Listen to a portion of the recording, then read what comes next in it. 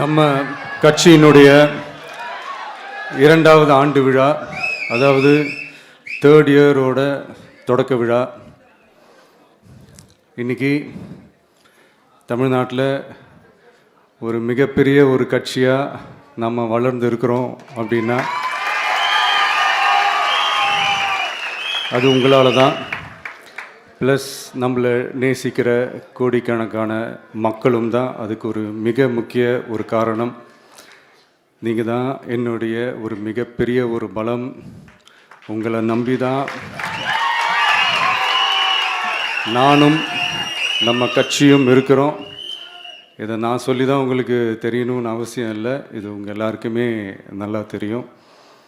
அதனால் இன்றைக்கி உங்கள் எல்லாருக்கும், நம்ம கட்சியில் இருக்கிற தோழர்களுக்கும் தொண்டர்களுக்கும், இந்த கட்சியினுடைய ஒரு தலைமை தொண்டனான என்னுடைய வாழ்த்துக்களும் நன்றிகளும்.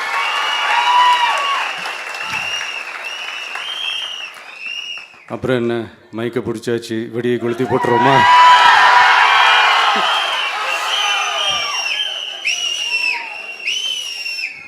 (1977) ஜூன் மாதம்னு நினைக்கிறேன், ஜூன் மாதத்தில் புரட்சி தலைவர் எம்ஜிஆர் அவர்கள் ரேடியோவில் ஒரு பேட்டி ஒன்று கொடுத்தாங்க. அதில் பேசும்போது சொன்னாங்க, பேரறிஞர் அண்ணா அவர்கள் இருந்த இடத்தில் இப்படிப்பட்டவர்களும் அமர்கின்ற ஒரு நிலைமை ஏற்பட்டுச்சேன்னு எண்ணி எண்ணி கண்ணீர் வடித்தேன். அன்னைக்கு அந்த கண்ணீரை துடைக்க ஆரம்பித்த இயக்கம் தான் அண்ணா திராவிட முன்னேற்ற கழகம்னு சொன்னார். அதே மாதிரி 2017க்கு அப்புறம் 2021க்கு அப்புறம் தமிழ்நாட்டுடைய நிலைமையை பற்றி யோசித்து பார்த்த நம்ம தமிழக மக்கள், காமராஜர் அவர்கள் இருந்த இடத்தில், அண்ணா அவர்கள் இருந்த இடத்தில், எம்ஜிஆர் அவர்கள் இருந்த இடத்தில் இப்படிப்பட்டவர்களும் அமர்கின்ற ஒரு நிலைமை ஏற்பட்டுருச்சேன்னு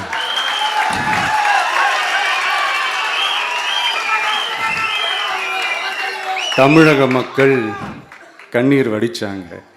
இன்னைக்கு இந்த கண்ணீரை துடைக்க ஆரம்பித்த இயக்கம் தான் தமிழக வெற்றிக்கழகம்.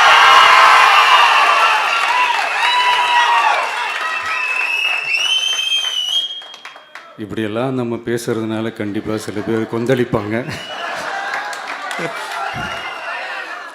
அது பற்றிலாம் நம்ம கவலைப்படக்கூடாது, ஏன்னா கொந்தளிக்கிறது தான் அவங்களுக்கு வேலையே. புரிஞ்சுங்களா அவங்களுக்கு? ஏன்னா எம்ஜிஆர் அவர்கள் கட்சி ஆரம்பித்தப்போ, ஏன் அவர் ஜெயிச்சதுக்கப்புறம் கூட சட்டசபையில் கூட ஏதோ ஒரு நடிகர் கட்சி வந்திருக்குதான், ஏதோ ஒரு புதிய கட்சி வந்திருக்குது, புரட்சி தலைவர்னு ஒருத்தர் வந்து, இப்படியெல்லாம் கேலியும் கிண்டலுமா. அதனால் யார் அரசியலுக்கு வந்தாலும் இப்படி கொந்தளிக்கிறது தான் அவங்களுடைய வேலையே. அப்படி தான் நாம் அரசியலுக்கு வந்ததுக்கப்புறம் கூட இந்த விஜய்க்கு என்ன அனுபவம் இருக்குது, எம்ஜிஆர் அவர்களுக்கு எவ்வளோ அனுபவம் இருக்குது தெரியுமா? 52லேருந்து 72 வரைக்கும் அந்த 20 இயர்ஸ் திமுகவில் இருந்த ஒரு அரசியல் அனுபவம் எவ்வளோ இருக்குது தெரியுமா? விஜய்க்கு என்ன பெரிய அனுபவம் இருக்குதுன்னு கேட்டால் அதே வாய் தான். அன்னைக்கு எம்ஜிஆர் அவர்களை பார்த்து, அன்னைக்கு எம்ஜிஆர் அவர்களை பார்த்து அரசியல் அரிச்சுவடி தெரியாதவர், கவர்ச்சியை மட்டுமே நம்பி இருக்கிறவர், அட்டைக்கத்தி, வாய் விளம்பர வள்ளல், இவருக்கு கேள்வி மட்டும்தான் கேட்க தெரியும், பதில் சொல்ல தெரியாது, நிருபர்களை சந்திக்க மாட்டார், டெல்லியை வகச்சிக்க மாட்டார், மேலே இருந்து அவருக்கு அவ்வளோ ப்ரெஷர் இருக்குது, அப்படி இப்படின்னு சொன்னதும் அதே வாய் தான். அதனால் எம்ஜிஆர் அவர்களை மட்டும் இல்லை, அவருடைய தொண்டர்களை கூட விட்டு வைக்கலை. அது என்னது, இந்த பளபளப்பு ஜொலி ஜொலிப்பை பார்த்தா பல்லிழிப்பவங்க, இப்படியெல்லாம் கிண்டலும் கேலியுமா, இதையெல்லாம் மக்கள் ஒரு மாதிரி சைலண்ட்டாக வாட்ச் பண்ணிக்கிட்டு என்ன பண்ணாங்கன்றது உங்களுக்கே நல்லா தெரியும். அவர் ஜெயிச்சதுக்கப்புறம் இந்த அரசியலில் பழந்துன்னு கொட்டை போட்ட அனுபவிச்சாலையும் இருப்பாங்கன்னு சொல்லுவாங்கள்ல, அவங்க எல்லாருக்குமே அந்த கோட்டைன்றது ஒரு பகல் கனவாகவே மாறிடுச்சுன்னா பார்த்தீங்க. 77 மாதிரியே இப்போவும் அந்த பழைய தேஞ்சி போன துருபிடிச்சி போன நஞ்சு போன அதே அந்த பழைய வெப்பனையும் இப்போவும் கையில் எடுக்கிறாங்க. அதனால் மை டியர் ஜென்டில்மேன், டெக்னாலஜிலாம் வளர்ந்து வேற எங்கேயோ போயிட்டுருக்கு. அட்லீஸ்ட் உங்கள் டெக்னிக்கையாவது கொஞ்சம் மாற்றுங்க பாஸ்.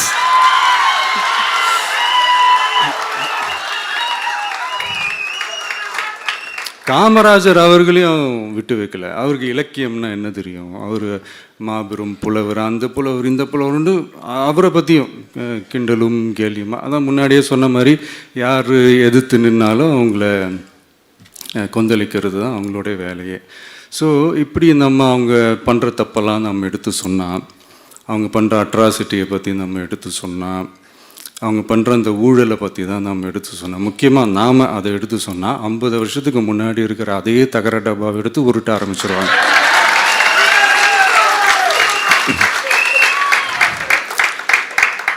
பவளவிழா பாப்பாவுக்கு வேற என்ன தெரியும்?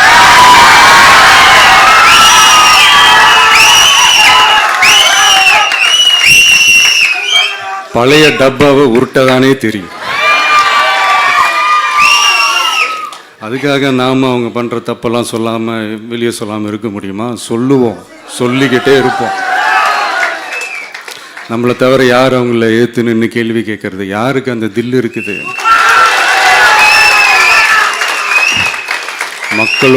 மக்களோட ஒரே பிரதிநிதி நாம மட்டும்தான்.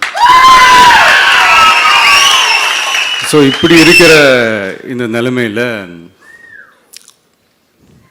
இன்னைக்கு இந்த டிஜிட்டல் உலகத்தில் திருவள்ளுவர் இருந்திருந்தாருன்னா இந்த தீய சக்தியை பற்றி என்ன திருக்குறள் எழுதியிருப்பாரு? ஒரு கற்பனையா, அநீதி, அராஜகம், தில்லுமுள்ளு இவையெல்லாம் திமுக முதற்றே உழைக்கும்.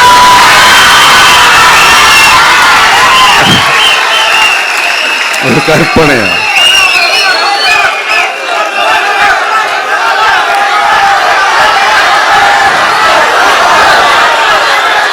அநீதி, அராஜகம், தில்லுமுள்ளு இவையெல்லாம் திமுக முதற்றே உலகு.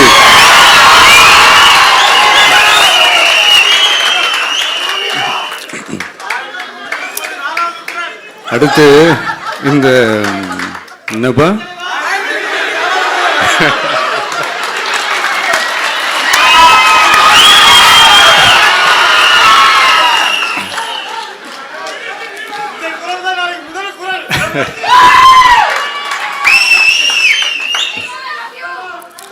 அடுத்து இந்த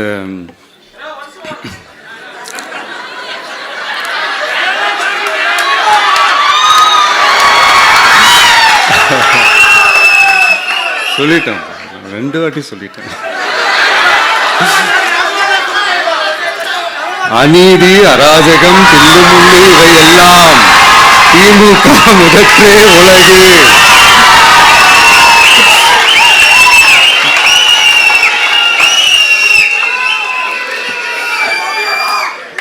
அடுத்து இந்த மும்முனை போட்டி, 4 முனை போட்டி அப்படிலாம் சொல்கிறாங்களே, சரி அவங்கள பொறுத்த வரைக்கும் அப்படியே இருக்கட்டும். அதில் மாபெரும் மக்கள் சக்தியாக நம்ம அணி ஒரு பக்கம், அடுத்து திமுக தலைமையில் மற்ற கூட்டணி கட்சிகள் ஒரு பக்கம், அடுத்து பாஜக தலைமையில் மற்றும் பலர்.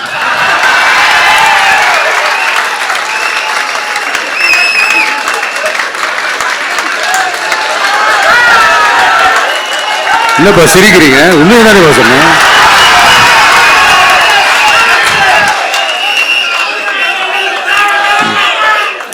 ஸோ இப்படி எத்தனை சக்திகள் எத்தனை பேர் வந்தாலும் திமுகவை வீழ்த்துறதுக்கு மாபெரும் மக்கள் சக்தியான நம்மளால் மட்டும்தான் முடியும். நம்ம டிவிகேவால் மட்டும்தான் முடியும். ஸோ இப்படி இருக்கிற இந்த நிலைமையில் ஏய் விஜய் வீட்டு விட்டு வெளியே வா, ஏய் விஜய் வீட்டு விட்டு வெளியே வா, இப்படியெல்லாம் கேட்கும் போது எனக்கு எப்படி அது தோணுதுன்னா, ஐயோ இவங்க ஒவ்வொரு வீட்டில் இருக்கிற ஒவ்வொரு விஜயும் இவங்க கூப்பிடுற மாதிரியே எனக்கு தோணுது. அப்படிதான் எனக்கு தோணும். அதனால பொறுங்க பாஸ், வருவாங்க, முறையா வருவாங்க. ஓட்டு போடுற அன்னைக்கு ஓட்டர் ஐடிய கையில் எடுத்துக்கிட்டு ஒவ்வொரு வீட்டில் இருக்கிற ஒவ்வொரு விஜயும்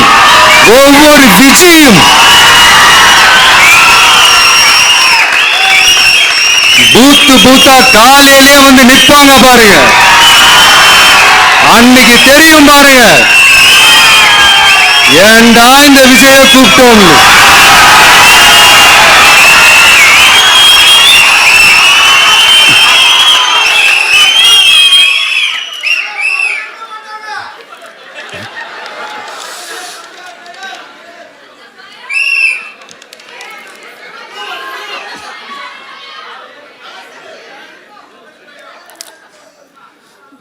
ஸோ இப்படி பேசினா உடனே இவரு நான் சினிமாவா இது அப்படின்ட்டு ஆரம்பிச்சிருவாங்க.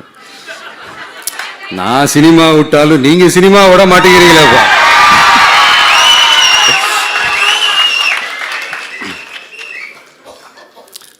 அப்புறம் இன்னொரு ரீசெண்டாக அந்த ஒரு விஷயம் போயிட்டு இருக்குல்ல, இந்த கருத்து கணிப்பு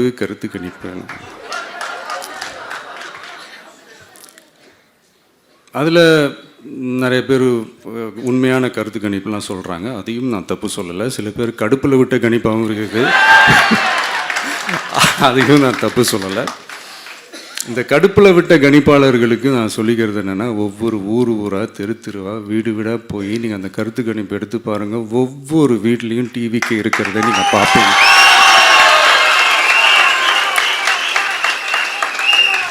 அப்படி சப்போஸ் உங்களுக்கு அது ஷாக்கிங்காக இருந்துச்சுன்னா ரப்பர் வச்சு எல்லாத்தையும் அழிச்சிட்டு மறுபடியும் முதல்லேருந்து எடுத்து பாருங்க, அதே ரிசல்ட் தான் வரும்.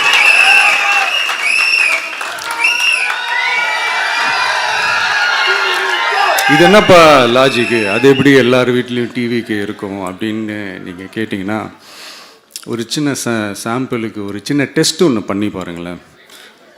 நம்ம சிஎம் சார் இருக்காங்கள்ல, ஸ்டாலின் சார், ஒரு 2 இயர்ஸ் பேக் இருக்கும்னு நினைக்கிறேன். ஒரு மேடையில் பேசும்போது சொன்னாங்க, இந்த மாதிரி என்னோட கட்சிக்கு அவங்களுடைய கட்சிக்காரங்க சில பேர் பண்ணுற அட்ராசிட்டி, ஒரு சில மந்திரிகள் பண்ணுற சில அட்ராசிட்டிஸ்லாம் பார்த்து ராத்திரியில் எனக்கு தூக்கமே வரமாட்டேங்குது அப்படின்னு ஒரு 2 இயர்ஸ் பேக் இருக்கும்னு நினைக்கிறேன். அந்த வீடியோ கூட இருக்குது. அப்படி இருக்கிற அவரு என்னைக்காவது ஒரு நாள் அசந்து தூங்குவார்ல, அப்ப அவர்கிட்ட போய், சார்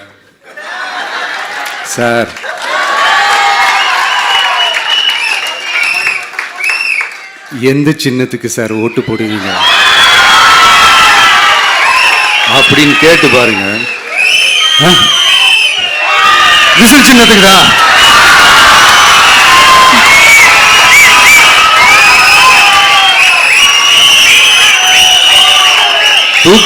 தூக்கத்துல இப்படி டப்புன்னு எழுப்பி கேட்டா டப்புன்னு உண்மையை போட்டு உடைச்சிருவாங்க. அதுக்கு சொன்ன அப்படி இருக்கிற இந்த நிலைமையில டிவிக்கு வந்து சிட்டியில தான் இருக்குது, டவுன்ல தான் இருக்குது, வில்லேஜ் சைட்லலாம் இல்லை அப்படின்னு சொல்றவங்களுக்கு இந்த மாதிரி சில டெஸ்ட் எல்லாம் பண்ணி பாருங்க, தெரியும்.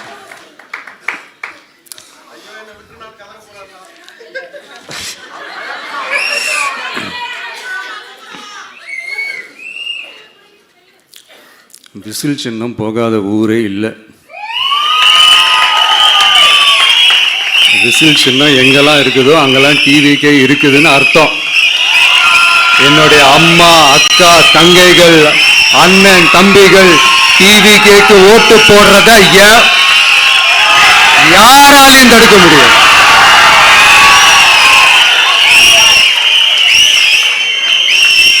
ரத்த சொந்தமா நம்மள நினைக்கிற நம்மளோட வகையராக்களை எந்த கட்சியாலையும் எவ்வளவு விலை கொடுத்தாலும் வாங்கவே முடியாது.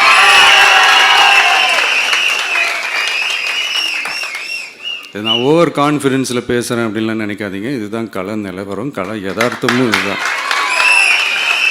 தீய சக்தியை வீழ்த்துறதுக்கு தூய சக்தியான நம்மளால மட்டும்தான் முடியும். இந்த 2026 சட்டமன்ற தேர்தலில் டிவிக்கே தான் மக்களோட ஒரே ஆப்ஷன். otherwise no diversion.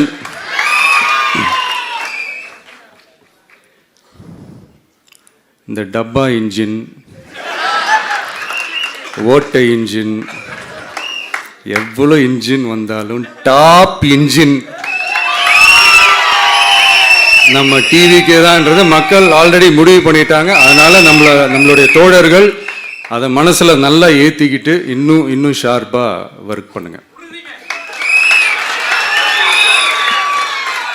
நான் ஏற்கனவே சொன்ன மாதிரி ஒன்றியம், நகரம், பேரூர், பகுதி, கிளை எல்லா இடத்துலையும் அந்த பூத்தாக அந்த நம்மளுடைய வேட்பாளர்களுக்கு ஒற்றுமையாக இருந்து வேலை செய்யுங்க. நமக்கு மாபெரும் கூட்டணியான, மாபெரும் மக்கள் சக்தியான குடும்பமாக நம்மளோட இருக்கிறாங்க. இன்னொன்று அன்றைக்கி நான் சொன்ன மாதிரி நம்மளுடைய விசில் சின்னத்துக்கு ஓட்டு போட வைக்கிறது மட்டும்தான் உங்களுடைய வேலை. மற்றதெல்லாம் மக்களோட சேர்ந்து நான் பார்த்துக்கிறேன்.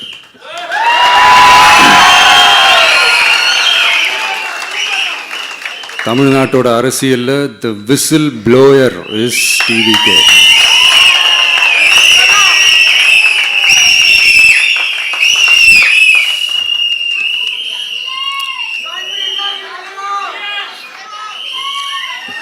நம்ம மக்கள் இந்த விசில்ல ஊதுல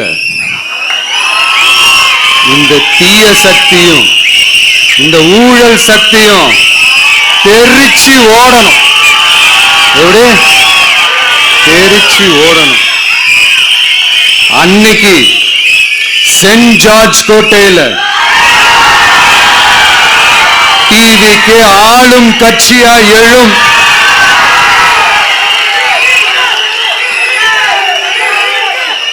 உங்களோட நான் இருக்கேன், நம்மளோட நம்ம மக்கள் இருக்கிறாங்க.